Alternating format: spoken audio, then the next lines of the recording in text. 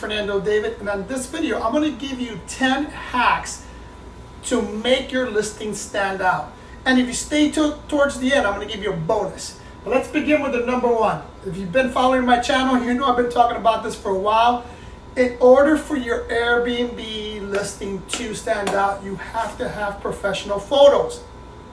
Why is that important? It's extremely important for 3 reasons. The first reason is because the platform likes professional photos. It tells Airbnb that you're serious about being a host.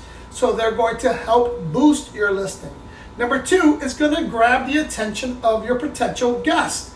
A good photo will definitely attract the attention of a potential guest. You need to have that.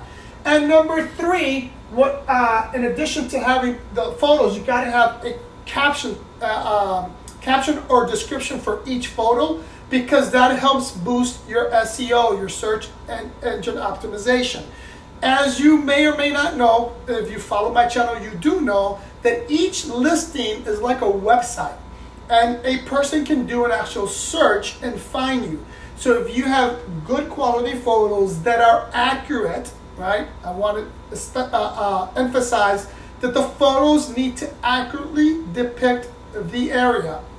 What you don't want to do is have a photo that looks awesome, but when you get there in person, looks nothing like the photo. So they have to be accurately depicted. But having going back to what I was saying about the actual listing, you have to look at it like a website, right?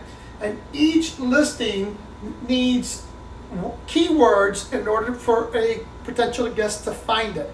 So professional photos and captions are extremely important. Number 2, cut out the fluff, right? I still see many listings with a lot of BS in it, and here's the problem with that. And I mentioned this in other videos. A potential guest in today's day and age, their attention span is very short. In fact, I think I heard something like you only have 7 seconds to grab that person's attention before they move on.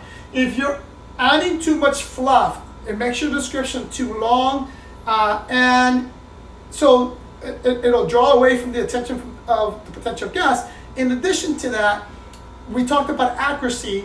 Your perception of what's beautiful, what's comfortable, what's the best, it's going to be different than the next person. So you don't want to do that, right? You want to be extremely accurate, cut off the fluff. And that leads me to number 3, make your description in your listing scannable. Again, we need to grab that potential guest attention, and when it's scannable, it's easier for them to just go up, to look at it for a few seconds to determine whether or not they want to stay there or investigate further. Excuse me. One of the ways that I do that is through bullet points, right? You can do paragraphs, but I think bullet points are easier to read and grabs the attention of the potential guest better than if you do it in paragraphs. Number 4, watch out for grammar and errors. Here's what I recommend there. Please, once you finish it, give it to a few of your friends, have them look at it, and have them tell you if there's any errors. I can't tell you how many times I reread something to still have the same error when I posted it. So make sure you pass that on. Number 5, talked about this a lot. Some people don't like it, but I'm telling you, it's extremely important. You have to activate instant booking. Now, and when you do that, and I know a lot of the people that are against it, I'll tell you that there's a lot of potential for scammers and fraud when you do instant booking. There is, but you can mitigate that, right? You can add restrictions. One of the things that we do, and if you don't know, one of the reasons why instant booking attracts scammers is especially when they do same-day booking, right? They'll instant book, and they'll want you to, because a lot of guests will give out the check-in instructions right away, and then they'll cancel and they have all your information. Now you got to scramble to change your locks and all that, right?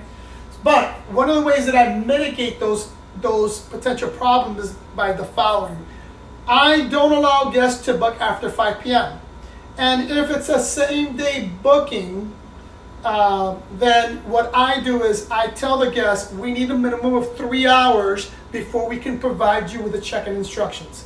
So within those 3 hours, you're going to have time to vet the guest. Airbnb is going to have time to get payment.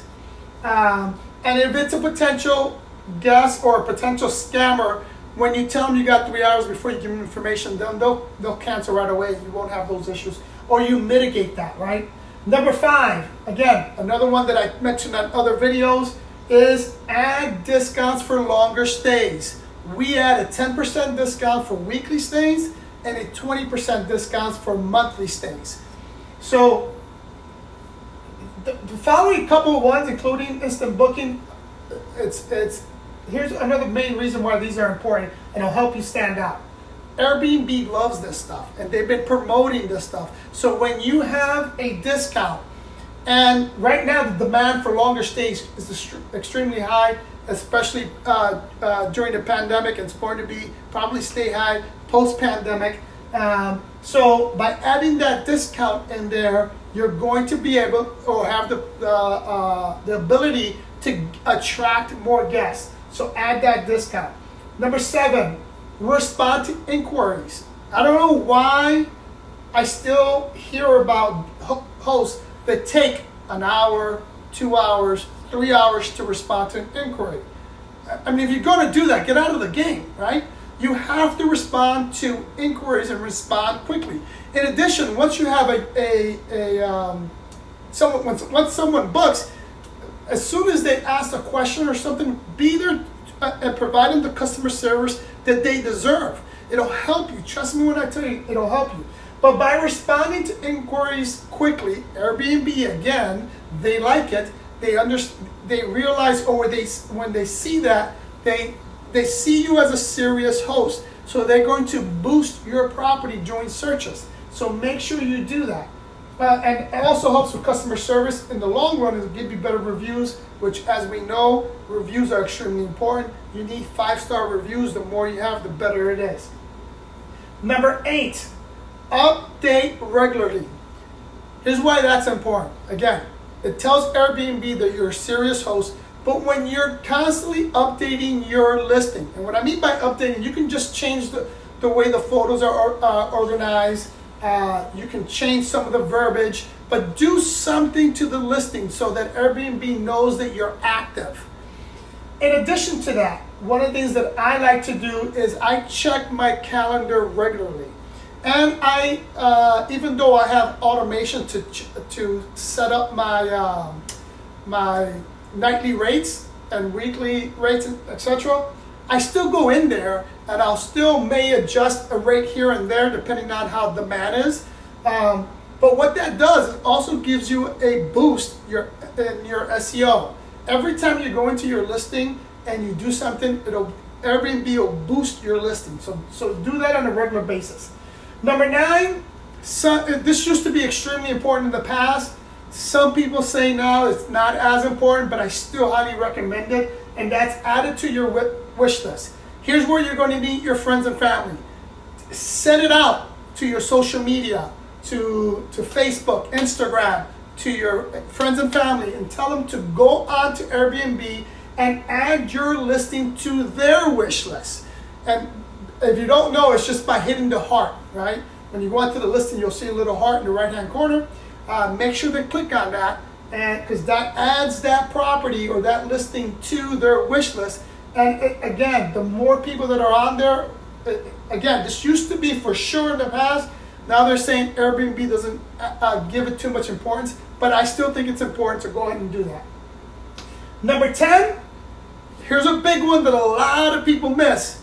Create an engaging profile for you, the host, right? When you have a profile and the profile is engaging, you create trust. And when you have 2 listings that a potential guest is looking at, they're going to probably lean towards the one where the host has an engaging profile. So make sure you do that. Now, here's the bonus.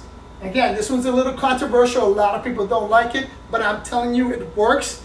Is change your cancellation policy to flexible and add the non-refundable option.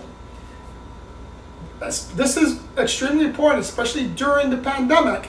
People don't want to, there's a lot of uncertainties when it comes to travel. So they don't want to commit to something 100%.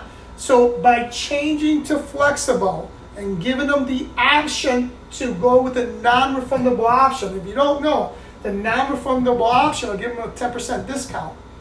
But by giving them that option, people are going to have to feel more comfortable to book your spot. Now, cancellations suck. I've been a host for a long time. I got a lot of properties.